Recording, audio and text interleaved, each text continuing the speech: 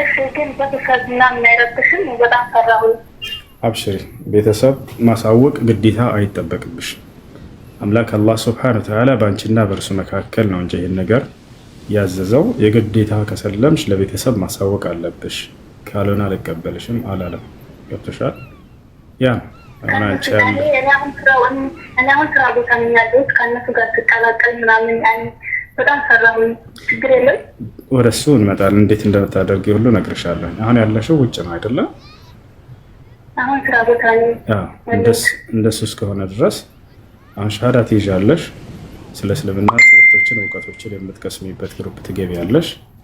እውቀት በጨመርሽ ቁጥር በልብሽ ላይ ጽናቱ እየጨመረ ይሄዳል። ገብቶሻል አይደለ? የዛኔ ለቤተሰቦችሽ እንዳውም ወደፊት የምታስተምሪያቸው ትሆኛለሽ እንጂ በምትሄጂ ጊዜ አሁን ከእነርሱ ጋር አትኖሪም፣ አትገናኛቸውም፣ የምትጨራንቂበት መንገድ አይኖርም። ገብቶሻል? እዚህ ስራ ቦታ ያለሽ እውቀትን እየቀሰምሽ ትኖሪያለሽ። ልክ ምናልባት ወደዛ ስቴጅ ደግሞ ቀስ በቀስ እነርሱንም ወደዚህ መንገድ ትጠሪያቸዋለሽ። ነቢያቶችን አምላክ ጠራቸው፣ መጀመሪያ ትእዛዙን ሰጣቸው። ከዚያ ቀስ በቀስ ቤተሰቦቻቸውን ጠርተዋቸዋል። አንቀበልም ካሉ አንቀበልም ነው።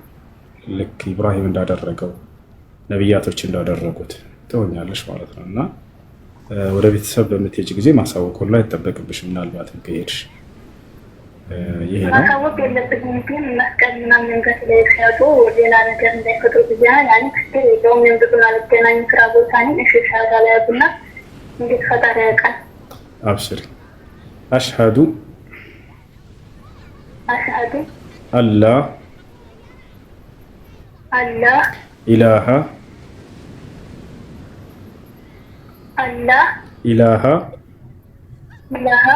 ኢለላህ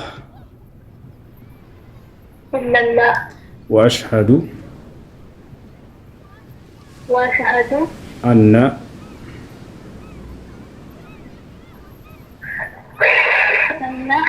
ሙሐመደን ረሱሉላህ። ጨረስሽ? ማሻአላህ ተክቢር፣ አላሁ አክበር። አሁን ያልሽው ቃል የሻሃዳ ቃል ወይም የምስክር ቃል ይባላል። ትርጉሙ አሽሀዱ አን ላ ኢላሃ ኢለላህ ማለት እነሆ ከአንዱ ከአላህ በስተቀር በእውነት የሚመለክ ሌላ አምላክ የለም ብዬ መሰክራለሁ ማለት ሲሆን፣ ወአሽሀዱ አነ ሙሐመድን ረሱሉላህ ማለት ደግሞ ሙሐመድም የአላህ መልእክተኛና ነቢይ ናቸው ብዬ መሰክራለሁ ማለት ነው። ከዚህ በኋላ ሙስሊም ሆነሻል፣ አላህ ምስጋና ይገባው። አንድ ሰው እስልምናን ሲቀበል ከአላህ ዘንድ ምን ያገኛል ወደሚለው ስንመጣ ያለፈ ኃጢአቱን መጀመሪያ ይቅር ይልለታል። አላህ ይህን ቃል በቃል በቁርአን ላይ ሲናገር ወኢኒ ለገፋሩ ሊመን ታበ ወአመነ ወዐሚለ ሷሊሃን ሱመ እህተዳ ይላል። ወደ እኔ የተመለሰ ባሪያዬን እኔ እምርለታለሁ ብሏል። በሌላ ቦታ ላይ ምን ይላል? ቁል ሊለዚነ ከፈሩ ኢየንተሁ ይግፈር ለሁም ማ ቀድ ሰለፍ ወኢን የዑዱ ፈቀድ መضት ሱነቱል አወሊን ይላል። ሙሐመድ ሆይ ለእነዚያ ለካዱኝ ሰዎች እንዲህ በላቸው፣ ወደ እኔ ብትመለሱ ከክህደታችሁ ብትቆጠቡ ያለፈ ስህተታቸውን ሁሉ ምርላቸዋለሁ ብሏል በላቸው ይላል። አምላክ አላህ ሱብሓነሁ ወተዓላ ወደ እርሱ እንዲመለሱ ጥሪ አድርጓል። ባሪያዎችን ሁሉ የፈጠርኩባችሁ ሃይማኖት ኢስላም ነው ብሎ ተናግሯል። ወደ እኔ ተመለሱ ብሏል። ወደ እኔ በምትመለሱ ጊዜ ደግሞ ያለፈ ስህተታቸውን ሁሉ ይቅር ብዬ ነው ንጹሕ አድርጌ ነው የምቀበላቸው ብሏል። እርሱ የምህረት አምላክ ነውና። ሌላኛው ነገር አንድ ሰው ሙስሊም ሲሆን ጊዜ አላህ በቀጣዩ ዓለም ምን ቃል ገብቶለታል? መቼም ከሞት በኋላ እንነሳለን፣ ከእርሱ ፊት እንቆማለን፣ ከሞት በኋላ ህይወት አለ። በቀጣይ ዓለም ምን እንዳዘጋጀልን ቃል ገብተዋል ወይ? በራሱ አንደበት አዎ፣ አላህ ሱብሓነሁ ወተዓላ ቃል ገብተዋል። በቁርአን ላይ ሲናገር ምን ይላል? ኢነ ለዚነ አመኑ ወዐሚሉ ሷሊሓት ለሁም ጀናቱ ነዒም ኻሊዲነ ፊሃ ወዕደላሂ ሐቃ ወሁወል ዐዚዙል ሐኪም ይላል። እነዚያ በእኔ አምነው መልካም የሰሩትን የገነትን ጸጋ አስገባቸዋለሁኝ እነርሱም በእርሷ ውስጥ ለዘላለም ዘውታሪዎች ሲሆኑ እያለ ይናገራል። ይህም የእኔ የአላህ ቃሌ ነው አለ። ቃሌም እውነት ነው ተፈጻሚም ነው እያለ ይናገራል። ይሄ ነው። ሌላው ነገር አንድ ሰው እስልምና ሲቀበል ሻወር እንዲወስድ ታዟል፣ ለሶላት ዝግጁ ይሆን ዘንድ። ከዚያም ንጹህ ልብስ በመልበስ ስለ ሶላት አሰጋገድ በመማር ለዚህ ላመንሹና ለመሰከርሽው ነቢያቶች ሁሉ ሲሰግዱለት ለነበረ አንድና ብቸኛ ለሆነው አምላክ ለአላህ ብቻ መስገድን ትጀምሪያለሽ ማለት ነው። ሙስሊም ጓደኞች ይኖሩሻል ስለ ሶላት የሚያስተምሩሽ? አንድ ጥያቄ የሚቀርታ ሙስሊም ጓደኞች የምደዋወላቸው አሉ በሩቁ ማለት ነው። ግን እነሱ ጋር እንደዚህ አንዳንድ ትምህርቶች ምናምን ግሩፕ ገብቼ እማራለሁ፣ አንተ ጋር እማራለሁ። ያን ችግር የለውም አይደል? ከእነሱ መማሬ ችግር የለውም ትችያለሽ። ከእነሱ ጋር ግሩፕ ገብቼ እየተማርኩ ነው ያለሁት። ያኔ በጣም አመሰግናለሁ። እሺ እህቴ፣ እሺ ስምሽ ማን ነበር? እኔ መቅደስ። መቅደስ። እሺ ደስ የሚልሽ የሙስሊም ስም አንቺ የምትወጂው አለ ወይስ እኔ ላወጣልሽ? በጣም የምቀናው አንተ የምታወጣላቸው ስሞች ተናገራለሁና ሀያት የሚለው ስም በጣም ይመቸኛል። ዋው ሀያት። እሺ በቃ ሀያት ሆነሻል ከዚህ በኋላ። እሺ ስልክሽን እሰጣቸዋለሁኝ ለአንዳንድ እህቶች እንዲያስተምሩሽ። ትደውልልሻለች። እዛው ሳውዲ ነው ያለችው። እስላማዊ ትምህርት ልጆች ከሰለሙ በኋላ እንዲገቡና እንዲማሩ የምታደርጋቸዋለች። እሷም ታግዝሻለች። እሺ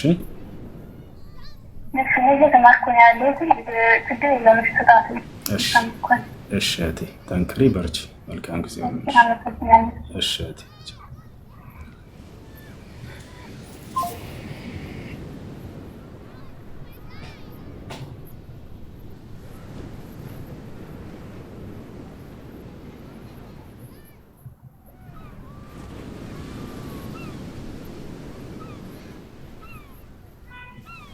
يا سلام يا سلام يا سلام.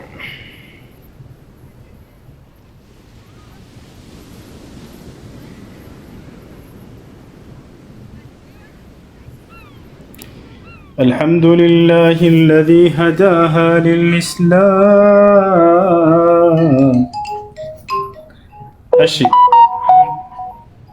እሺ ማክ ጥያቄ አለ? አሰላሙ አለይኩም ወራህመቱላሂ ወበረካቱሁ። እሱ ወአለይኩም ሰላም ወራህመቱላሂ ወበረካቱ። አላሁ አክበር አላሁ አክበር አላሁ አክበር አላሁ አክበር። እውነት ስላለ እሱም እንዲያዳምጥ ፈልጌ ነው። ትናንትና አንድ የእምነት አባት ጋር ገብቼ ነበርና ጥያቄ ጠይቄያቸው ነበረ እና መልሱ ስለገረመኝ ነው አንተን ላውራ የፈለኩት። ምንድነው ያልኳቸው? ሁለት ጥያቄዎችን ጠየቅኳቸው። ለነብዩላህ ኢሳ ወይ ደግሞ ለክርስቶስ ለኢየሱስ የተሰጠው ወንጌል የተወረደው ወንጌል የት ነው ያለው ብዬ ጠይቄያቸው ነበረ እና አስተማሪው ሲመልሱ ለሱ የተወረደ የተሰጠው ቃል የለም፣ መጽሐፍ የለም። ልክ እንደነ ሙሴ የተሰጠው ስላቸው ሙሴም አብርሃምም ሲኦል ነበሩ አሉኝ። ሲያስተምሩ ማለት ነው። እንዴት ሲኦል ነበሩ? ምን ማለት ነው ስላቸው ሲኦል ገብተው ነበረ። ገሃነም ነው የሚሉኝ ስላቸው ገሃነም አይደለም፣ ገሃነም የሚባል ነገር የለም። ሲኦል ገብተው ነበር፣ ክርስቶስ ከመጣ በኋላ ነው የወጡት አሉኝ። አንድ ይሄ። ሁለተኛ ደግሞ ብዙ ጊዜ አልኳቸው እኛ አካባቢ ላይ የምናየው ሰጪም ነሺም ፈጣሪ አላህ ነው አልኳቸው። ትክክል አሉኝ። በትክክል አሉኝ። ግን አንዳንዴ የሚስተዋል ነገር አለ፣ የሚጋጭ ነገር አልኳቸው። ምንድነው አሉኝ። የገብርኤል ስጦታ፣ የማርያም ስጦታ፣ የመድኃኒዓለም ስጦታ ብለው ይለጥፋሉ እና ይሄ ነገር አይጋጭም ወይ ብዬ ጠይቄያቸው ነበረ።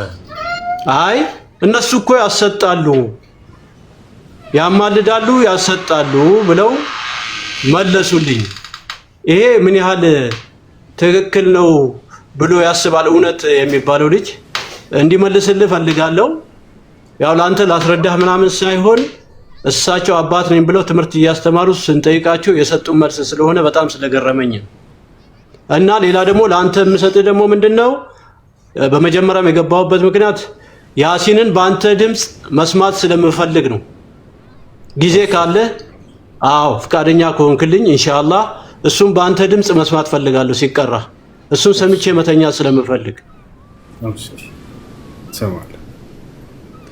እሺ እውነት መልሳለህ? ለጥያቄዎች ትመልስለታለህ? ነብያቶች ክርስቶስ ከመምጣቱ በፊት ነፍሳቸው ወዴት ነበር የምትሄደው? ወደ ሲኦል ነው። ትክክል ናቸው። ሲኦል ምንድን ነው? ያ የመሰቃያ ቦታ ነው። ምን ይሰራሉ እዛ ነፍሳት፣ የነብያት ነፍሳት? ለምሳሌ አሁን ኢሳይያስ ምን ብሏል መሰለ? ጽድቃችን የመርገም ጨርቅ ሆኖብን ብሏል። ምክንያቱም ጻድቅ ሆኖ ሳለ በመጋዝ ተሰንጥቆ ስለ አምላኩ የሞተ ሆኖ ሳለ ነገር ግን ሲኦል ገብቷል። ለዛ ነው ጽድቃችን የመርገም ጨርቅ ሆነብን ያለው። ግን ከሲኦል ከእሳት ይጠብቃቸው ነበር ይባላል። ምክንያቱም የእግዚአብሔር ነፍስ የቅዱሳን ነፍስ በእግዚአብሔር እጅ ናት ስለሚባል ማለት ነው። ለምሳሌ አሁን አብርሃም ነዌና አላዛር ሞተው የነዌ በሲኦል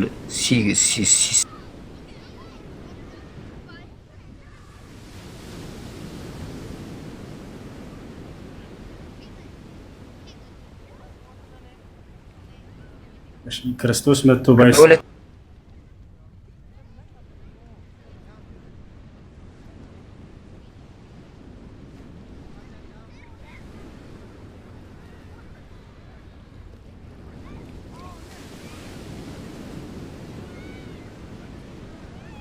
ነው ብዙ ጊዜ ምዕራፍና ቁጥር ሰነፍ ነኝ ብራዘር እና እንትን ይሄ ግን ያው የአላዛርና የነዌ ታሪክ ማንንም ያውቀዋል። ይሄን ታሪክ ማንንም ያውቀዋል ሳይሆን እኔ ጋር በጥቅስ ነው የምታወሩት።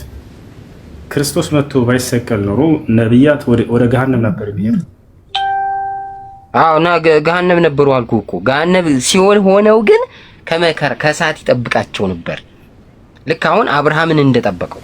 ስለዚህ አብርሃም እኮ ሲኦል ገብቷል። ስለዚህ እሳት አይገቡም ማለት ነው። ክርስቶስ መጥቶ ባይሞት ክርስቶስ ከሞተ በኋላ ነፍሳትን ሁሉ ማርኮ ወደ ገነት አስገባቸው። ገሃነም የሚባለው መቼ ይከፈታል መሰለ? በፍርድ ቀን ሲኦል የነበሩት ወደ ገሃነም ይገባሉ። ክርስቶስ ገነት የነበሩት መንግስተ ሰማያት የሚባል ሰማያት ኢየሩሳሌም የምትባለው አምስተኛ ሰማይ ላይ ይገባሉ። ክርስቶስ መጥቶ ባይሞት ለሰው ልጆች ከናካቴው ባይሞት ነብያት ወደ ገሃነም ነበር የሚሄዱት። ያለ ክርስቶስ ወደ ገነት አይገቡም አይደል? ነቢያቱ ራሱ እኮ የመጡት እኮ ክርስቶስ መኖሩን እንደሚመጣ ለማመልከት እኮ። ለምን መጡ አይደለም ነብያቶቹ ጥያቄ። እርሱ ባይመጣ ኖሮ ወደ ገሃነም ነዋሪዎች ናቸው ነብያት ራሱ ማለት ነው። የገሃነም ናቸው አይደል? አዎ ነብይም አይኖርም እንጂ ሲጀመር ኢየሱስ ካልመጣ ነብይነት ምን ይሰራል? አይሰራም እኮ። ስለሱ እኮ ነው ትንቢት የተናገሩት። ስለዚህ ክርስትና የነብያት ጠላት ነው። የምሬ ነው ወላሂ። ነብያትን የገሃነም ናቸው ያለ ክርስቶስ ደም ብለው የሚያስተምር ትምህርት። አይ ነቢያቱ ራሳቸው ክርስቶስ ይመጣል ብለው እኮ ሊሰብኩ ነው የተነሱት። እሱ ካልመጣ ስለምን ይሰብካሉ? ለምን መጡ አይደለም ስለ ነብያት ጥያቄ። እነ አብርሃም እነ ይስሐቅ እነ ያዕቆብ እነዚህ ታላላቅ ነብያት ያለ ክርስቶስ ደም በቃ መዳን አይችሉም ማለት ነው። ክርስቶስ ባይመጣ ኖሮ ወዴት ነው መኖራቸው? እንዳለ ሲኦል ገሃነም ይቃጠሏት ነበር። በነገራችን ላይ ነብይ አብርሃም አሁን ነብይ አይባልም። በእኛ ነቢያት የሚባሉት 15 ናቸው። እነሱ የክርስቶስ መምጣትን ተንብየዋል። ለምሳሌ ኢሳይያስ ኖት ወንድ ልጅ እንደሚወለድ አማኑኤል እንደምትለው ገልጿል።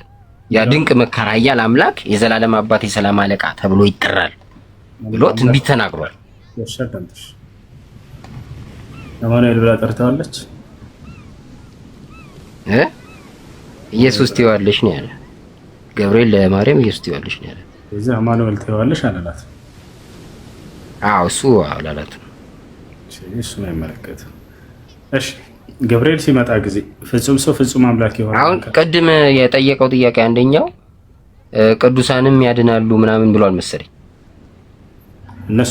እነሱ ይሰጣሉ ወይ ነው ጥያቄው። እነሱ የገብርኤል የሚካኤል ስጦታ እያላችሁ ትናገራላችሁ አይደል? ገብርኤልና ዝክር ለማለት ፈልጎ መሰለኝ። ያን ይሰጣሉ ወይ መልስለት። ምንድነው መሰለክ ያው በኦርቶዶክስ አስተምሮ ቃል ኪዳን ገብቶላቸዋል ለቅዱሳን። በዛ መሰረት ያድናል ቃል ኪዳኑ። በወንጌል ደግሞ ምንድነው ያለው ካልክ በጻድቁ ስም ቀዝቃዛ ውሃ ይሰጣ የጻድቁን ዋጋ ይወስዳል። የጻድቁ ዋጋ ደግሞ መንግስተ ሰማያት ነው። ስለዚህ በጻድቁ ስም ቀዝቃዛ ውሃ ስትሰጥ ያ ማለት ዝክር እንለዋለን። ምጽወታውን ዝክር ይባላል። እሱን ስታረግ የእግዚአብሔር መንግስት ትወርሳለህ። ጥያቄው ምንድነው? እሱ የገብርኤል ስጦታ የሚካኤል ስጦታ እያላችሁ በተሰጣችሁ ጸጋዎች ላይ ትለጥፋላችሁ፣ ትናገራላችሁ። እነዚህ መላእክቶች የመስጠት አቅም አላቸው ወይ? ይሰጣሉ ወይ? ጸጋ ነው ወይስ አንዱ አምላክ ነው የሚሰጠው ነው ጥያቄ። አይ በተሰጣቸው ስልጣን አለ አይደለ? ከእግዚአብሔር በተሰጣቸው ስልጣን በቃል ኪዳናቸው ይሰጣሉ ማለት ነው። ኦኬ እነሱ ጸጋን መስጠት ይችላሉ ማለት ነው። ሰው መስጠት ልጅ መስጠት ምናምን ይችላሉ። ጸጋ፣ ኃይል፣ ስልጣን ስለተሰጣቸው በቃል ኪዳናቸው የለመንከውን ያደርጉልሃል። የቱ ጋር ነው እነሱ እንደሚያደርጉ የተገለጸው ቁጥር መላእክቶች? እሺ የቱ ጋር ነው? አሁን መጽሐፍ ቅዱስ ላይ ባጭሩ ቅድም የጠቀስኩልህ ነው ያለው። ምንድነው? በጻድቁ ስም ቀዝቃዛ ውሃ የሰጠ የጻድቁን ዋጋ ይወስዳል የሚለው አለ። ያ ዋጋ የመንግስተ ሰማያት ነው። ዝርዝር ሐሳቦች ደግሞ አሉ። ዝርዝር ሐሳቦች ምን መሰለህ? አንዳንድ ጻድቅ ቅዱሳት መጽሐፍት ላይ እስከ 12 ድረስ እምርልሃለሁ የተባሉ አሉ። እነሱ ይሰጣሉ ወይ ነው ጥያቄው። መክሊት ሰላም ነው? እንዴት ነሽ? ሰላም ነው። እሱ እንዴት ነህ? አለን። ደህና ነሽ? አለሁኝ። አንድ ሁለት ጥያቄ ጠይቄ ልውጣ። እሺ። ሂጃብ መስለሽ ሴት ሁማኔር ማድረግ ትችላለች? ማለት ምንድን ነው ሁማኔር ማለት? ያው እኔ ያደረኩት አይነት ፕሮፋይል ያለው ጸጉሩ ማን ሄዳልሽ መስሎኝ ነው። ሁማን ሄር አይቻልም። በሙስሊም ሴት በፍጹም አይፈቀድም ማለት ነው። እሺ የጸጉር ቀለምስ? ማጥቆሪያ የጥቁር ቀለም አይቻልም በሚለው ነው። አይቻልም መክሮ ነው።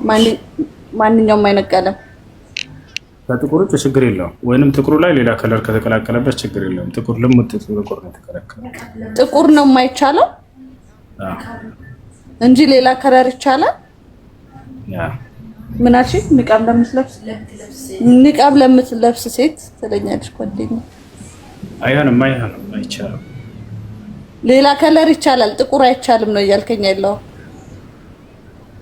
ያ እሺ፣ አመሰግናለሁ።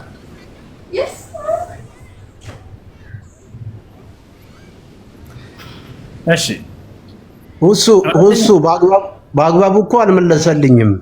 እነሱ ጥያቄውን ግልጽ አድርገው እስቲ አባቴ። ይኸውልህ አባቴ አንድ ፈጣሪ አለ፣ የሚሰጥም የሚነሳም ፈጣሪ አምላክ አለን ሁላችንም። ገብቶሃል? ንብረትም ይሁን ልጅም ይሁን ቤትም ይሁን ሲሰጠን የፈጣሪ ስጦታ ሊሆን ይችላል፣ የአምላክ ስጦታ ሊሆን ይችላል። ግን የገብርኤል ስጦታ፣ የማርያም ስጦታ፣ የሚካኤል ስጦታ፣ የእንትና ስጦታ የሚባለው ነገር ከፈጣሪ ጋር ከአምላክ ጋር አያጋጭም ወይ ነው የኔ ሐሳብ። እነሱስ መስጠት ይችላሉ ወይ ነው? ከፈጣሪ እኩል መስጠት ይችላሉ? ኦኬ ምን መሰለህ፣ በመጽሐፍ ቅዱሳችን ላይ እንደዚህ ብሏል ጌታ፣ በእኔ የሚያምን እኔ የማደርገውን ያደርጋል ከዚህም የሚበልጥ ያደርጋል ብሏል።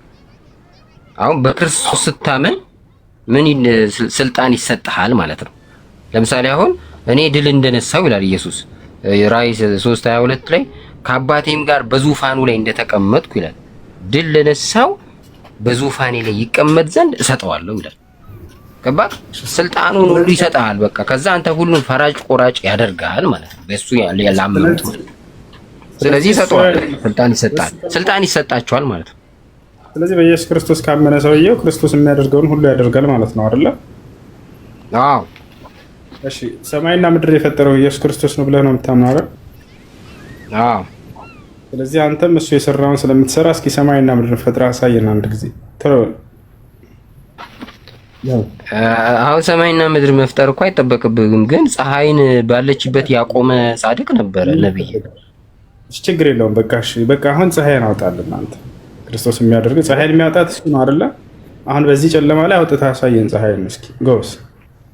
እሱን ለማድረግ እኮ የስናፍጭ ቅንጣት ታህል እምነት ሊኖር ይገባል ይልሃል ኢየሱስ። ደግሞ እምነትህ ነው የሚወስነው። እምነትህ ደረጃው ይለያያል። አሁን ያንተ እምነትና ከዚህ ውስጥ ያሉት ሙስሊሞች እምነት አንድ ነው እንዴ?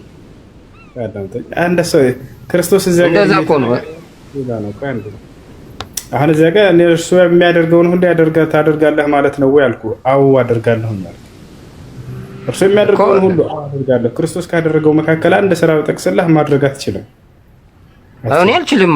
ምክንያቱም የእምነት ደረጃ ብቃትህ ማለት ነው ልዩነት አለው። ለዛ እኮ ነው የስናፍጭ ቅንጣት እምነት ቢኖራችሁ የሚለው እኮ የስናፍጭ ቅንጣት እምነት የሌለው አለ ግን ያምናል። እግዚአብሔርን አያምንም አትለውም። እሱ እምነት ግን አለው። እነዚህን ጸጋዎች የሚሰጣቸው አንድ አምላክ ነው። መላእክቶች ከራሳቸው አንዳች ነገር ማድረግ አይችሉም። ኢየሱስ ክርስቶስ አምላኩን ነበር ወደ አምላኩ ነበር የሚጸልየው የሚጠይቀው። አንተ የእሱ ተከታይ ከሆንክ ወደዚያ ሲያመልከው ወደ ነበረ ወደ አምላኩ ነው ማንኛውንም ነገር ሲጠይቅ አየህ። እርሱን ነበር እየጠየቀ ሲያስደርግ የነበረው። ሀታ እርዳታ በሚያስፈልገው ጊዜ መላእክቶችን ልጠራቸው ይመጡልኛል ሳይሆን ያለው ልክ ጴጥሮስ አንስቶ ጆሮውን ሲቆርጥ ጊዜ ታስታውሳለህ መጽሐፍ ቅዱስ ላይ። በዚያን ጊዜ ሰገባህን መልስ ምናምን ካለ በኋላ ክርስቶስ ምን ነበር ያለው? እኔ አባቴን ብለምነው ብጠይቀው ከሰማይ ሰራዊት መላእክቶችን የሚልክልኝ አይመስላችሁም? ምን እያለ ይናገራል። መላእክትን በቀጥታ በጥራት ሳይሆን ከአምላኩ ዘንድ ጠይቆ ነው ያ ነገር የሚደረግለት። ይህን ያውቃል። በት ጊዜ የመካ ከሃዲያኖች በቃ ሙሐመድን እና ከእርሱ ጋር ያሉ አማኞችን ጦርነት ከፍተንባቸው እንጨርሳቸው እና እዚሁን ፈጽምበት በቃ ነው። ገና 300 አካባቢ ናቸው። የዛኔ ነብዩ ሰለላሁ ዐለይሂ ወሰለም አስተምሮ በጀመሩበት ጊዜ 300 ናቸው። የመካ ከሃዲያኖች ሙሉ ሀገር ናቸው አሰቡት። ሰራዊት ላኩ። ከአንድ ሺህ ምናምን በላይ ሰራዊት መጣ። የጦር መሳሪያ እነሱ አላቸው። እነዚህ ደካማ ናቸው፣ ገና አዲስ ናቸው። ይወታቸዋል። በዚህ ጊዜ ጦር ሜዳው ላይ ሲቀርቡ ጊዜ በዛ በሺዎች የሚቆጠሩ እዚህ ጋር ደግሞ 300 ብቻ። ነቢያችን ሰለላሁ ዐለይሂ ወሰለም ተንበረከኩና አላህን መጸለይ ጀመሩ፣ መለመን ጀመሩ። በቀጥታ መላእክቶችን ሳይሆን ኑልኝ ያሉት አላህን ነው። ገብታችኋል አይደል? አላህን ምን ይሉታል? አላሁመ ነስረከ አለዚ ወዐድተኒ፣ ጌታ ያላህ ሆይ ቃል የገባህልኝን እርዳታን እሻለሁኝ። አሁን ላይ አልወቅ እረዳሃለሁ፣ ቃል የገባህልኝን እርዳታን እሻለሁኝ ብለው ለመኑት። ከዚያ በኋላ አምላክ አላህ ሱብሓነሁ ወተዓላ መልስ ሰጣቸው። ሙሐመድ ሆይ እርዳታን በጠየከኝ ጊዜ እኔ ከሰማይ የመላእክትን ሰራዊት ላኩልህ እያለ ነገራቸው። ኢዝ ተስተጊሱነ ረበኩም፣ እኔን እርዳታ ጌታህን አላህን በጠየከኝ ጊዜ አለ ፈስተጃበ ለኩም፣ እኔ መሻልኩህ አኒ ሙሚድኩም ቢአልፍ ሚን አልመላኢከቲ ሙርዲፊን፣ 1000 የመላእክት ሰራዊትን አስከትዬ ልክልሃለሁ አላቸው። ወዲያውም ነቢዩ መሐመድ ሰለላሁ ዐለይሂ ወሰለም ጸሎት አድርገው እንደጨረሱ እነ ገብርኤል እነ ሚካኤል መጡ። ገብርኤል እና ሚካኤል ከነቢዩ መሐመድ ሰለላሁ ዐለይሂ ወሰለም ጎን ሆነው ይዋጉ ነበር፣ ጠላት ይከላከሉ ነበር ከእርሳቸው ማንም ጫፋቸው እንዳይነካ። ማን ነው ምስክር አለ ወይ ያየ ያለ ወይ? አዎ ያለው ያየ ሁሉ አለ። ነቢዩ ሙሐመድ ሰለላሁ ዐለይሂ ወሰለም በኡሁድ ጦርነት ጊዜ ላይ ነው ከሃዲያኖች ከዛ እየተፋለሟቸው እያሉ ከፊታቸው ሆኖ ሰዕድ ብን አቢ ወቃስ የሚባል ሶሃባ ያይ ነበር። ማስረጃ አሳያቸዋለሁ፣ ወላ አሳያቸዋለሁ። ቅዱስ ገብርኤልና ሚካኤል ከጎን ሆነው ከነቢዩ ሙሐመድ ሰለላሁ ዐለይሂ ወሰለም ጋር ሆነው ጠላትን ይፋለሙላቸው ይከላከሉላቸው ነበር። ያየ የመሰከረ ያ ሰዕድ ብን አቢ ወቃስ ከፊታቸው ሆኖ በጣም ቀስተኛ ነው። ማንም ወደ እርሳቸው መጥቶ ጫፋቸውን እንዳይነካ ብሎ ይከላከል ነበር። እየዞረ ነብዩ ሰለላሁ ዐለይሂ ወሰለምን ይሰልላቸው ነበር፣ ያረጋግጥ ነበር። በዚህ ጊዜ ዘወር ባለበት ጊዜ ነጫጭ አካሎችን ከጎናቸው ተመልክቷል። ከነብዩ ሰለላሁ ዐለይሂ ወሰለም ጎን ነጭ ናቸው፣ ነጭ የለበሱ በነጭ ፈረስ ላይ ከነቢዩ ሰለላሁ ዐለይሂ ወሰለም ቀኝና ጎን ተቀምጠዋል። በዚህ ጊዜ ሰዕድ ብን አቢ ወቃስ ጦርነት ባህል ስለሆነ መጥቶ መጠየቅ አልቻለም። ከጦርነቱ በኋላ ወደ ነቢዩ ሰለላሁ ዐለይሂ ወሰለም ጋር ሄደ። አንቱ የአላህ መልእክተኛ ሆይ ጥያቄ አለኝ አላቸው። ምንድን ነበር? ጠይቅ አሉት። ቀደም በጦር ሜዳው ላይ ሳለሁኝ ከቀኝና ከግራ ሁለት አካሎችን ተመልክቻለሁኝ። ነጫጭ አካሎች ነጫጭ ለበሱ በነጫጭ ፈረሶች ላይ ማንም ወደ እርስዎ ጠላት አይቀርብም እነዚያ አካሎች የቀሉት ቢሆን እንጂ ብሎ ተናገረ። እነዚህን ሰዎች ደግሞ ከባልደረቦቻችን አይደሉም፣ ከዚህ በፊትም አይቻቸውም አላውቅም። ማን ናቸው እነዚያ? ሀል ረአይተሁ ማለት ነብዩ ሰለላሁ ዐለይሂ ወሰለም አይታቸዋልን አሉት። ቃለ ነዓም ቃለ ኢነሁማ ጅብሪል ወሚካኤል፣ እነርሱ ገብርኤልና ሚካኤል ናቸው ብሎ ተናገሩ። እና መልአኩ ገብርኤል እና ሚካኤል ወደ ነቢዩ ሰለላሁ ዐለይሂ ወሰለም ጋር መጥተው ለእርሳቸው ያገለግሉ ነበር፣ ይጠብቋቸው ነበር። ነገር ግን ያን የሚያደርገው ማን ነው? አምላክ ነው እየላካቸው የሚያስደርገው። ገብርኤል ምን አለ? ወማ ነተነዘሉ ኢላ ቢአምሪ ረቢከ አለ። እኛ በጌታ በአላህ ትእዛዝና ፈቃድ እንጂ አንወርድም ፍንክች አንልም ከሰማይ ብሎ ተናገረ። እና ይህ ነው እነዚህ ሰሃቦች የነቢዩ ሙሐመድ ሰለላሁ ዐለይሂ ወሰለም ጋር መጥተው እነዚህ መላእክቶቹ ያገለግሉ ነበር። ነገር ግን ያን የሚያደርገው አምላክ ነው። አምላክ ሲልካቸው ጊዜ እንጂ እነሱ በራሳቸው አይደለም። ልክ እንዲሁ እነርሱንም መጠየቅ ሳይሆን አምላክን መጠየቅ ያለብን ማለት ነው። ይሄ ነው።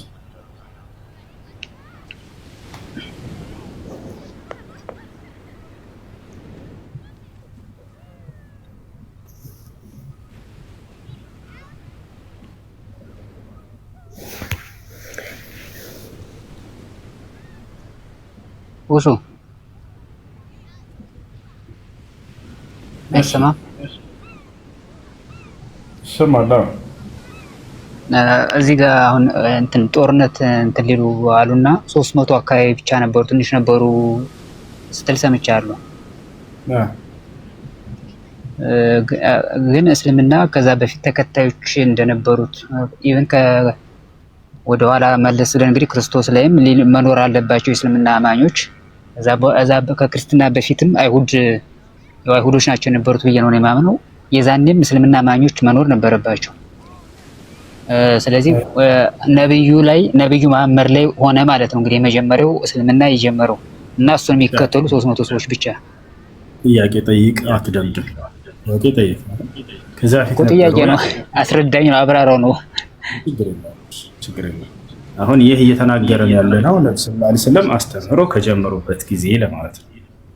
ወታለርና እርሳቸው ከጀመሩበት ጊዜ ገና ማስተማር ሲጀምሩ ጊዜ እርሳቸው የመጀመሪያ የተጠሩት ነብይ ናቸው በዘመናቸው። ከዚያ በኋላ እያስተማሩ ባሉበት ጊዜ እነዚህ 300 ሰዎች ለማለት ነው። ከዚያ በፊት ነበሩ ወይ? አዎ የነብዩ የመጨረሻ ዘመን ነብይ ይመጣል ብለው ሲጠባበቁ የነበሩ በነብያት መንገድ ላይ ያሉ ያን አንድና ብቸኛ የሆነውን አምላክ ሲያመልኩ የነበሩ አካሎች ነበሩ። አብዱላህ ኢብኑ ሰላም ከሊቅ ከሚባሉ ከአይሁድ መካከል ነበር። የመጨረሻ ዘመን ነብይ ይመጣል ብለው ሲጠባበቅ አግኝቷቸዋል፣ አምና ሰልሟል። ከእርሳቸው በፊት በመዲና ላይ ነበሩ አይሁዲዎች ተሳደው እዛ ሂደው ይጠብቁ ነበር የመጨረሻው ዘመን ነብይ ይመጣልናል ብለው። ልክ ሲመጡ ጊዜ ነብዩ ሰለላሁ ዐለይሂ ወሰለም አይተው ያመኑ የሰለሙ በጣም በርካታ ሊቃውንቶቻቸው አሉ። ነገር ግን ይህ ቅድም እየተናገርኩ ያለው 300 ስላችሁ እርሳቸው ማስተማር ከጀመሩበት ጊዜ ጀምሮ ለማለት ነው። ስለዚህ ሲመጣ ነው የሰለሙት። እሱ ከመምጣቱ በፊት ከማን ጋር ይሰልሙ ነበር? ወይም ደግሞ ሰላም አልነበሩም ማለት ነው፣ የሚጠባበቁ ብቻ ነው የሚሆኑት እንጂ። ከእርሱ በፊት የነበረ ነብይ አለ። የነቢዩላህ ዒሳ ዐለይሂ ሰላም ነበሩ። እርሳቸው ሐዋርያቶችን ቃል በቃል ሙስሊም ሆኑ እያለ እያዘዛቸው ያሳያል። ቃል በቃል እና ያሰልሙ ነበር እሳቸው ያሰልሙ ነበር ማለት ነው። ቃል በቃል ሐዋርያት እኛ ሙስሊሞች ነን ብለው ተናግረው በፈለክ ሳይሆን እኮ እሱን ተናግረው ሊሆን ይችላል። አንተ መጽሐፍ ቃል ታመጣው ትችላለህ። ለምሳሌ ሙሴ ላይ ወይም ከዛ በፊት በነበሩ ነብያት ላይ የእስልምና ወይም ሙስሊሞች መኖር አለባቸው። ነብያቶቹ ኦኬ ብለሃል። አማኞች ደግሞ ተከታዮች መኖር አለባቸው። ሁላቸው አማኞች ነበሩ፣ ተከታይ ህዝቦች ነበሩ፣ እስልምና የሚከተሉ ህዝቦች። የሙሴ ህዝቦች ቃል በቃል እኛ ሙስሊሞች ነን ያሉበት ቁርአን ሳይኖራቸው ማለት ቁርአን የወረደው ለነብዩ ነው። ነብዩ በፊት ቁርአን ይባል ነገር የለም አለ። የት ጋር ነው ያለው? ለነብዩ ለኔ ወረደልኝ፣ በኔ በኩል ወረደ፣ እንዲያውም ለይበታለሁ ከሌሎች ነብያት ከሚለው ነገር አንዱ ቁርአን ለሱ መውረዱ ነው። ከዛ በፊት የነበሩት የት ጋር ነው እንደሱ ያለው? ኦኬ ቁርአን ለነብዩ መሐመድ አይደለም የወረደው? እዛ በፊት ነው የወረደው። ማስረጃ ላይ ተጠየቅ መልሳት ተጠየቅ። አይ እንደዛ ስትል የሰማው መስሎኝ ነው እዚህ በፊት እና ማቆም ነው። ቁርአን የወረደው ለነብዩ እንደሆነ እኔ በተደጋጋሚ ሰምቻለሁ። በነብዩ መሐመድ በኩል በገብርኤል በኩል እንደተላከ ነው የምናውቀው። እዚህ ጋር ቁርአን ከነብዩ መሐመድ ሰለላሁ ዐለይሂ ወሰለም የጀመረ አስመስለህ ልትናገር ስለፈለክ ነው እንደዛ ያልኩት። ቁርአን የመጣው ከማን ዘንድ ነው? ከአምላካችን ከአላህ ሱብሓነሁ ወተዓላ ዘንድ። ለማን ነው የመጣው? ለመጨረሻ ዘመን ነው። ላለፉት ነብያቶችስ ቁርአን ነበራቸው ወይ? አዎ ቁርአን ተብሎ ይጠራል። ያለፉት ነብያቶች ቁርአን ዳውድ እያሉ ነብዩ ሰለላሁ ዐለይሂ ወሰለም ይጠሩታል። የዳውድ ቁርአን፣ ሙሳ ቁርአን፣ የዒሳ ቁርአን ተብሎ ይጠራል። ተታለለ እንዳጠቃላይ እነዚያ ነብያቶች ተከታይ አማኝ ሙስሊሞች ነበሯቸው ወይ ለሚለው አዎ አምላክ አላህ ሱብሓነሁ ወተዓላ የሁሉም ነብያት ተከታዮች ሙስሊሞች እንደነበሩ ቃል በቃል ለራሳቸው የተናገሩት ሁሉ አስቀምጦታል። ከፈለክ የሙሴ ተከታዮች ከፈለክ የመሲሁ ተከታዮች ቃል በቃል እኛ ሙስሊሞች ነን ያሉበትን ሁለቱንም አሁን አሳያለሁ። ከእናንተ መጽሐፍ ከሆነ ሊኖር ይችላል።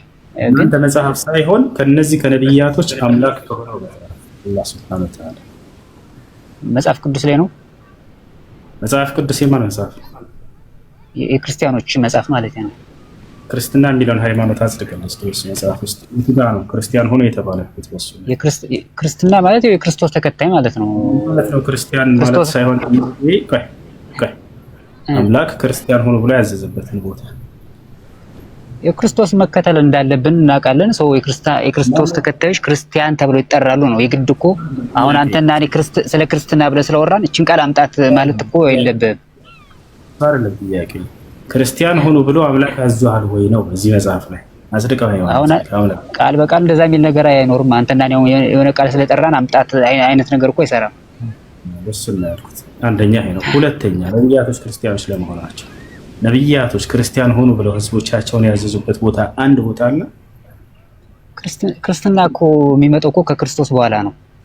ስለዚህ አላዘዙም ማለት ነው አይደል? ክርስቲያን ሆኖ ብሎ ያዘዘ አንድ ነብይ የለም ማለት ነው አይደል? ይኸው በእንትን ይታወቃል ክርስቶስ እንደሚመጣ ወደፊት በትንቢት ነው የሚታወቀው። አይመጣም አይደለም ጥያቄ። ክርስቲያን ሆኖ ብሎ ያዘዘ ነብይ አለ ወይ ነው ጥያቄ። አንተ በብትለው መንገድ ከሆነ እንደዛ አይኖርም። አሁን አንተ ሙስሊምም ሆኖ የሚል ነገር አለ ስትል በተደጋጋሚ ምናልባት ሙስሊም የሚለው ያ ቃል ሙስሊም የሚለው ቃል አረበኛ ከሆነ አዳምጥሽ አሁን እዚህ ጋር ምንድነው እየተናገርን ያለ ነው? ያለ ነብያት ይሄም ባለፈው በዚህ ጉዳይ ላይ ትላንትና አውርተን የዘጋነው ጉዳይ ነበር። አምላክ በሆነ ጊዜ ላይ ነብይን ሲያስነሳ ስላለፈው ትውልድ መግለጽ ይችላል አይችልም? ስላለፈው ይችላል። በቃ ይሄ ነው አምላክ የመጨረሻውን ዘመን ነብይ መሐመድን ሲያስነሳ ሰለላሁ ዐለይሂ ወሰለም የዛኔ የሙሴ ህዝቦችና የመሲሁ ህዝቦች ሙስሊሞች እንደነበሩ ቃል በቃል ገለጠላቸው። የፈለከ ላሳይ ይችላል ራሳቸው የተናገሩትን ለዚያም ሐዋርያቶች እኛ ሙስሊሞች ነን ያሉበትን የሙሴ ተከታዮች እኛ ሙስሊሞች ነን ያሉበትን። ሙስሊም ማለት ምን ማለት ነው? ኦኬ አሁን ይሄን ላሳየህ። ሙስሊም ማለት ምክንያቱም ሙስሊም ማለት አረበኛ ከሆነ ምናልባት አይገስ በፊት ሙስሊም ማለት ለአንድ ፈጣሪ መገዛት ምናምን መሰለኝ።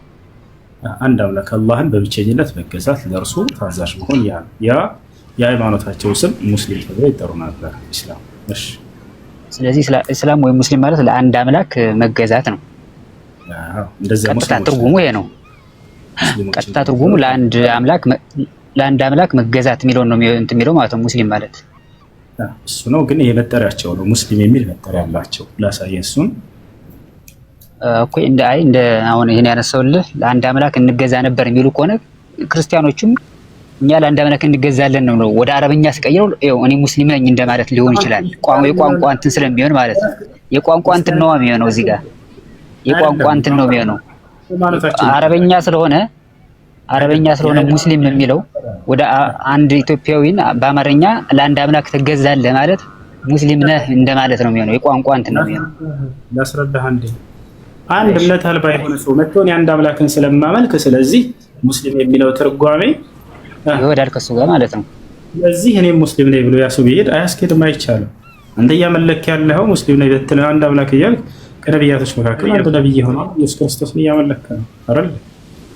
ያ ነው። ስለዚህ አሁን ሙስሊም የሚል መጠሪያ ነበራቸው። ያም መጠሪያቸው ይሄ ጥያቄ ለዚህ ጥያቄያቸው መልስ የምታገኙት በቁርአን ላይ ብቻ ነው። ምን እንደነበሩ ነብያቶች መጽሐፍ ቅዱስ ላይ ራሳቸውም የተናገሩበት ቦታ የለም፣ አምላክም የተናገረበት ቦታ የለም። ነገር ግን በቁርአን ላይ ብቻ ይሄን መልስ ታገኛላችሁ። ነብያቶች ሃይማኖታቸው ምን ነበር? ያው ቃል በቃል እንደዛ ከሆነ አሁን ካልኩ ጋር እንዳይምታታ እኛ እምነታችን ወይም የምናመልከው እስልምና የሚባል እምነት ነው አይነት ነገር መኖር አለበት እንጂ ሙስሊም ሁኑ ነገር ከሆነ ለምሳሌ ለአንድ አምላክ ብቻ ተገዙ የሚል ትርጉም ነው የሚኖረው ወደ አማርኛ ሲመጣ። እምነቱን አይደለም የሚጠራው፣ እምነቱን አይደለም ሊጠራ የሚችለው። የእምነቱ መጠሪያ ነው እኮ የእምነት መጠሪያ መሆኑን የሚያሳይ ከሆነ አሳየና ሁላችንም የእምነት ስለ እምነት ከሆነ እና አሁን የት ባለበት ሙስሊም ማለት በአረብኛ ነው ካላችሁ የሙስሊሞች የአረቦች ክርስቲያን መሲህዬ ተብሎ ነው የሚጠሩት። ክርስቲያን ማለት ነው። እሺ ቀደም አንድ ልጅ ሲጠይቁ ነበር መላእክቶች ከነብዩ መሐመድ ሰለላሁ ዐለይሂ ወሰለም ጋር በሚመጡ ጊዜ እንዲሁም ከእርሳቸው ሲከላከሉ ያየ ሌላ ምስክር አለው ለምትሉ ሰዎች ያውና እዚህ ጋር ድገምላችሁ ያውና ይህ ሱሐባ ነው። ይህ ሱሐባ ሰዕድ ብን አቢ ወቃስ ይባላል። ቡኻሪ 4054 ላይ ታገኙታላችሁ። ቅድም ስናገር ማስረጃ ሳይን የምትሉ ስለነበራችሁ ነው ልጆች። ያውና ሰዕድ ብን አቢ ወቃስ ይባላል። ረአይቱ ረሱሉላህ ሰለላሁ ዐለይሂ ወሰለም የውመ ኡሁድ የኡሁድ ጦርነት ጊዜ ነብዩ ሙሐመድን ሰለላሁ ዐለይሂ ወሰለም ተመለከትኳቸው ይላል። ወመዐሁ ከእርሳቸውም ጋር ረጁላን ሁለት አካሎችን ዩቃቲላኒ ዐንሁ ከእርሱ እየተዋጉ ከእርሱ እየተከላከሉ ዐለይሂማ ሲያቡን በይድ በእነርሱም ላይ ነጫጭ ልብሶችን የለበሱ ከአሸድ ልቂታል በጣም ብርቱ በሆነ ጦርነት እየተዋጉ ማ ረአይቱሁማ ቀብል ወላ ባዕድ ከዚያም በፊት ሆነ ከዚያ በኋላ አይቻቸው አላውቅም። ዛቻል ረአይቱ ዐን የሚኒ ረሱል ሰለላሁ ዐለይሂ ወሰለም ወዐን ሽማሊሂ ከቀኝና ከግራቸው ናቸው እነዚህ መላእክቶች። የውመ ኡሁድ ረጁለይን ዐለይሂ ሲያብ ማ ረአይቱሁማ ሚን ቀብል ወላ ባዕድ ያዕኒ ጅብሪል ወሚካኤል እነርሱም ገብርኤልና ሚካኤል ናቸው። ታያቸዋል። ሶሒሁ ሙስሊም 2306 ላይ ታገኝታላችሁ። ገብርኤልና ሚካኤል የነቢዩ ሙሐመድ ሰለላሁ ዐለይሂ ወሰለም ጠባቂ የሆኑ ዘንድ ይላኩ ነበር ከአምላክ ዘንድ። ገብታችኋል አይደል? ጠላት እርሳቸውን እንዳያጠቃ ለነቢያት ሲልክ እንደነበር እነዚህ መላእክቶች ለነቢዩ ሙሐመድ ሰለላሁ ዐለይሂ ወሰለም ገብርኤልና ሚካኤል ይላኩ ነበር። ገብርኤልና ሚካኤል እየተላኩ እርሳቸውን ይጠብቁ ነበር። ማስረጃ ሶሒሁ ሙስሊም ላይ ያለ ሐዲስ ነው የሰጣቸው። ስለዚህ መላእክቶች በሚመጡ ጊዜ እነዚህ የነቢዩ ሙሐመድ ሰለላሁ ዐለይሂ ወሰለም የአይን ምስክሮች ይሆኑ ያያቸው ነበር። ለመሆኑ ሲመጡ ጊዜ ማን ምስክር አለው? ራሱ ብቻ ነው ምስክር መሐመድ ነው ያሉ ይሸውዳቸዋል። ላ ያው ያዩ መላእክቶች አሉ፣ እነርሱ ይመለከቷቸው ነበር። ያ እነዚህ ጋር የአላህ መልእክተኛ ሰለላሁ ዐለይሂ ወሰለም በቀኝና በግራ በኩል የኡሁድ ቀን ሁለት ሰዎች ነጭ ልብስ ለብሰው አየሁ። ከዚህም በፊት የሆነ ከዚያም በኋላ አይቻቸው አላውቅም ነበራል። እነርሱም ገብርኤልና ሚካኤል በሰላም በእነርሱ ላይ ይስፈንና ይላል። ሶሒህ ሙስሊም ላይ ታገኝታላችሁ።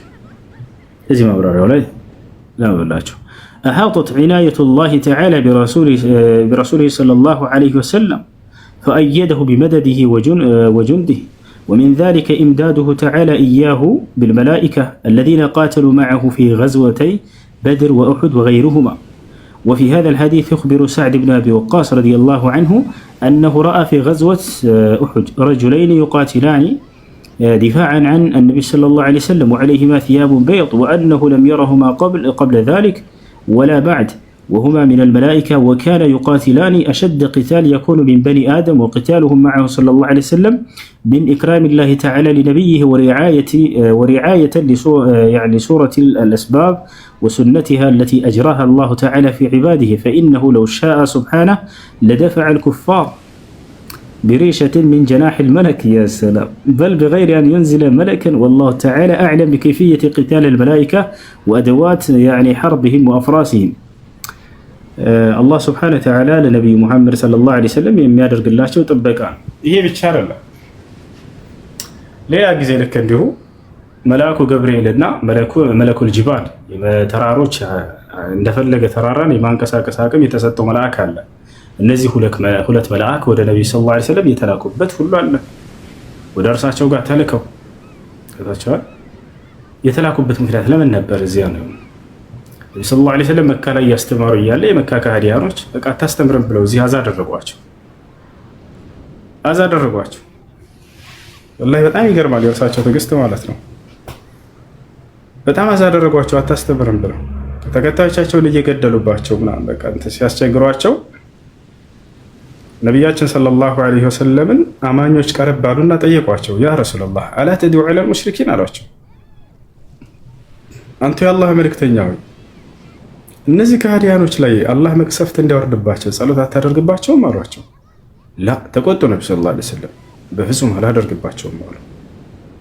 ኢኒ ለም ኡብዓት ለዓናን ወኢነማ ቡዒስቱ ረሕማ አሉ። እኔ እንድራገም የተላኩ መልእክተኛ አይደለሁም፣ እኔ እንዳዝን በእዝነት የተላኩ። ሄደው ተቀመጡ። ህዝቦቹም እነዚህ ደክሟቸው ተመለሱ።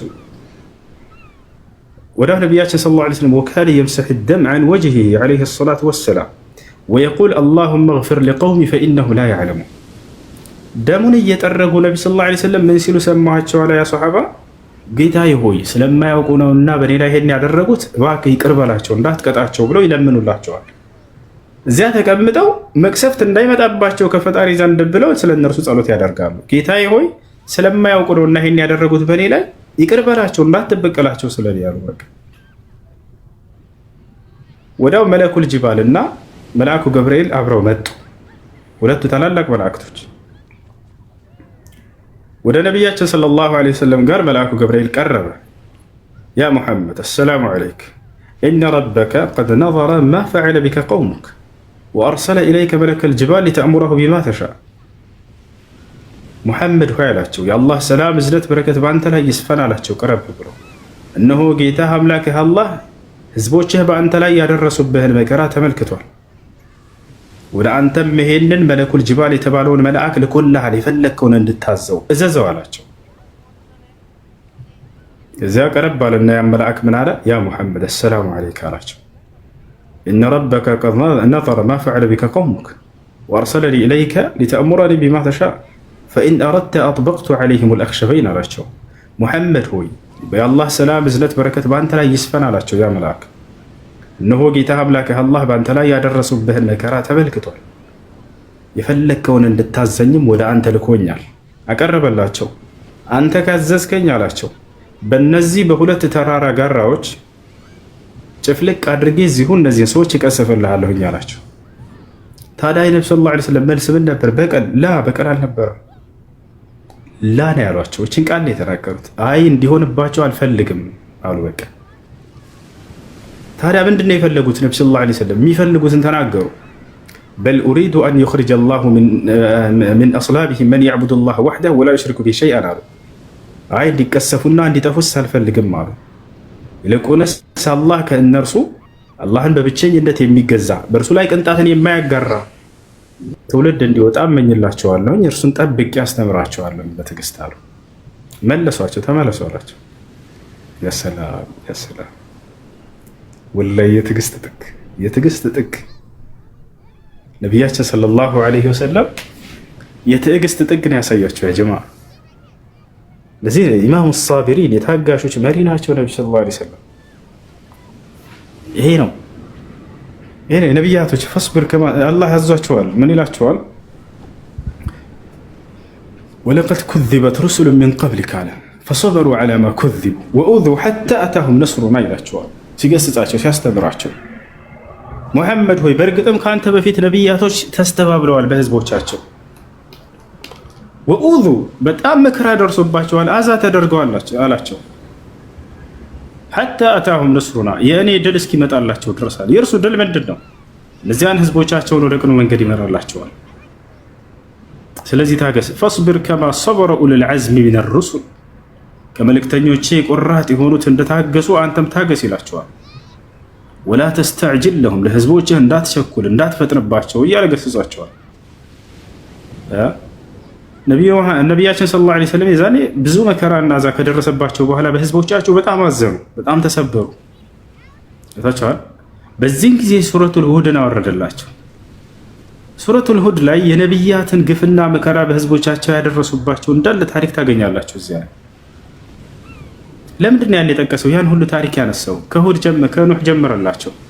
ኑህ ወደ ህዝቦቹ መጥቶ እንደነበር ከዚያ ህዝቦቹ ምን እንዳሉት እንዳስተባበሉት ከዚያ በኋላ ሁድ፣ ከዚያ በኋላ ሷሊህ ወለቀድ አርሰልና ኑሐን ኢላ ቀውሚሂ ፈቃለ ያ ቀውሚ ዕቡዱላህ ማ ለኩም ምን ኢላሂን ገይሩህ አፈላ ተተቁን ፈቃለ አልመለኡ አለዚነ ከፈሩ ሚን ቀውሚሂ ማ ነራከ ኢላ በሸረን ሚስለና ወማ ነራከ እተበዐከ ኢላ አለዚነ ሁም አራዚሉና ባዲየ ረእይ ወማ ነራ ለኩም ዐለይና ሚን ፈድሊን በል ነظኑኩም ካዚቢን። ከዚያ ቀጥሎ ከእርሱ በኋላ ሁድ ወኢላ ዓድን አኻሁም ሁዳ ቃለ ያ ቀውሚ ዕቡዱላህ ማ ለኩም ምን ኢላሂን ገይሩህ ኢን አንቱም ኢላ ሙፍተሩን ያ ቀውሚ ላ አስአሉኩም ዐለይሂ አጅራ። ከዚያ በኋላ ሷሊሕ ወኢላ ተሙድ አኻሁም ሷሊሐ ቃለ ያ ቀውሚ ዕቡዱላህ። ከዚያ በኋላ ኢብራሂም ወለቀድ ጃአት ሩሱሉና ኢብራሂመ ብልቡሽራ ቃሉ ሰላማ ቃለ ሰላሙ ፈማ ለቢተ አን ጃአ ቢዕጅሊን ሐኒዝ። ከዚያ በኋላ ከእርሱ ጋር አብሮት ሉጥ። ከዚያ በኋላ እንዳለ የመጡትን ነቢያቶች ከጠቀሰ በኋላ በህዝቦቻቸው የደረሰባቸውን እንግልትና መከራ ጠቀሰላቸው። ከዚያ መጨረሻ ላይ ምን አለ? እዚህ ጋ ነው ወላሂ ወኩለን ነቁሱ ዐለይከ ሚን አንባኢ ሩሱል ማ ኑሰቢቱ ቢሂ ፉአደክ ወጃአከ ፊ ሃዚሂል ሐቅ ወመውዒዘቱን ወዚክራ ሊልሙእሚኒን ይላል። ወኩለን አለ መጨረሻ ላይ ነቁሱ ዐለይከ ሚን አንባኢ ሩሱል እነዚህን ሁሉ የነቢያት ታሪክ በአንተ ላይ የምተርክልህ አላቸው።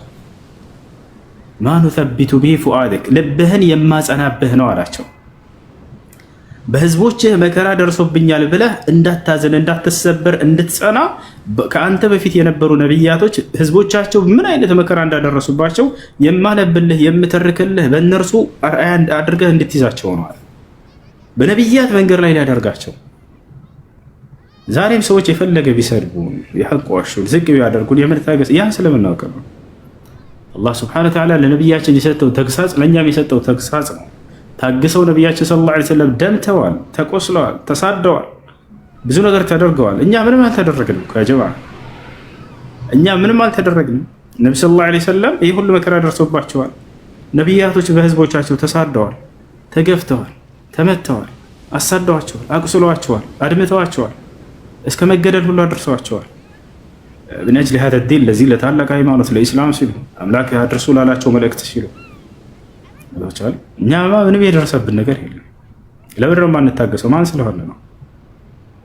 እና ያንን ከጠቀሰ በኋላ አላህ ሱብሓነሁ ወተዓላ ልብህን ላጸናህ ዘንድ ነው እነዚህን ሁሉ ነቢያት የምተርክልህ ታሪካቸውን በአንተ ላይ ምን ያክል እንደታገሱ ታገኛላችሁ በቁርአን ላይ።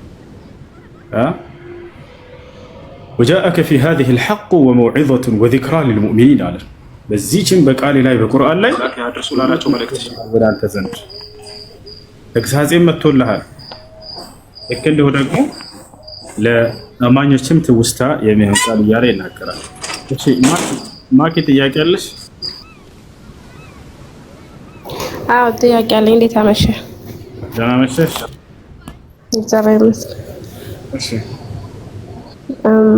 እሺ ጥያቄ ምን መሰለክ? በመጀመሪያ አንደኛ ጥያቄ አላህ የሚለው ቃል ለምን በአረበኛ ብቻ ሆነ? ለምሳሌ አሁን እግዚአብሔር እኛ በተለያየ ቋንቋ ሁሉም በየራሱ በሁሉም ቋንቋዎች አለ እግዚአብሔር የሚለው ቃል በእንግሊዘኛም አለ። ኢቭን በኢትዮጵያ እንኳን በተለያዩ ቋንቋዎች እግዚአብሔርን ይገልጻሉ። ግን አላህ የሚለው ቃል በሁሉም ለምሳሌ አሁን በእንግሊዘኛም የለውም፣ በሁሉም በአማርኛም የለውም፣ በአረበኛ ብቻ አንድ ቋንቋ ለምን ሆነ? ምክንያቱም አረበኛ አሁን እስልምና አንተ እንደምትለው ከሆነ እስልምና የመጀመሪያው ሃይማኖት ነው፣ ትክክለኛው ሃይማኖት ነው የምትለው አይደለ? አረበኛ ቋንቋ ደግሞ በሂደት የመጣ ቋንቋ ነው። ስለዚህ አረበኛ ቋንቋ ከመምጣቱ በፊት አንድ ፈጣሪ የሚባለውን በምን ቋንቋ ነበረ? ማን ነበር ስሙ?